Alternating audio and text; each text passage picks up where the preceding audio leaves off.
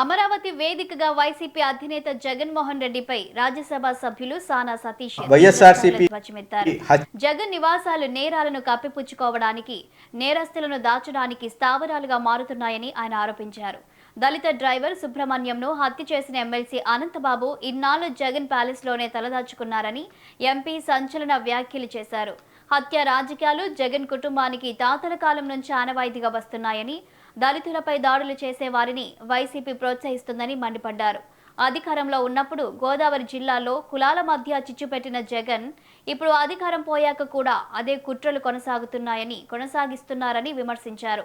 తన పత్రిక ద్వారా తప్పుడు రాతలు రాయిస్తూ సమాజాన్ని విడదీయాలని చూస్తున్నారని ఆయన ఆగ్రహం వ్యక్తం చేశారు. జగన్ తన పద్ధతి మార్చుకోకపోతే వచ్చే ఎన్నికల్లో 11 సీట్ల నుండి ఒకే ఒక సీటుకు పడిపోవడం ఖాయమని సానా సతీష్ హెచ్చరించారు.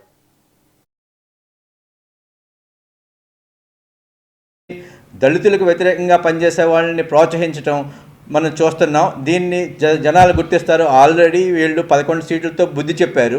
ఇప్పుడు అభివృద్ధి నిరోధకంగా ఇటువంటి కార్యక్రమాలు, కులాల మధ్య చిచ్చు పెట్టడం, దళితులని హత్య చేసిన వాళ్ళని కాపాడటం, ఇదే విధంగా ఈయన కరపత్రిక కూడా 2 రోజుల 2 కులాల మధ్యన, కాపు కమ్మ కులాల మధ్య చిచ్చు పెట్టే విధంగా ప్రవర్తించారు.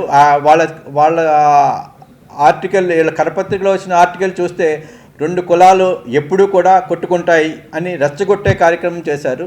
ఈ జగన్కి ప్రత్యేకంగా చెప్పేది ఏంటంటే, ఈయనకి కులాల మధ్య విడిచిపెట్టడం. మా గోదావరి జిల్లాలు ప్రశాంతంగా ఉండే జిల్లాలు, పచ్చని పొలాలు, కొబ్బరి చెట్లతో ప్రశాంతంగా జిల్లా. వాళ్ళు అధికారంలో ఉన్నప్పుడు కొన్ని కులాల మధ్య చుట్టు పెట్టారు. ఇప్పుడు మళ్ళీ ప్రత్యేకంగా కొన్ని కులాల మధ్య చుట్టు పెట్టాలని చూస్తున్నారు.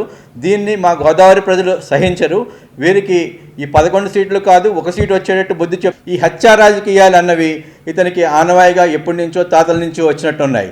అదేవిధంగా దస్తగిరిని హత్య చేయటం కూడా ఈ మధ్య చూస్తున్నాం. వీళ్ళందరూ కూడా ఓన్లీ హత్యలు చేసే వాళ్ళని ప్రోత్సహించటం, ఇటువంటి రాజకీయాలు చేయటం ప్రజలందరూ కూడా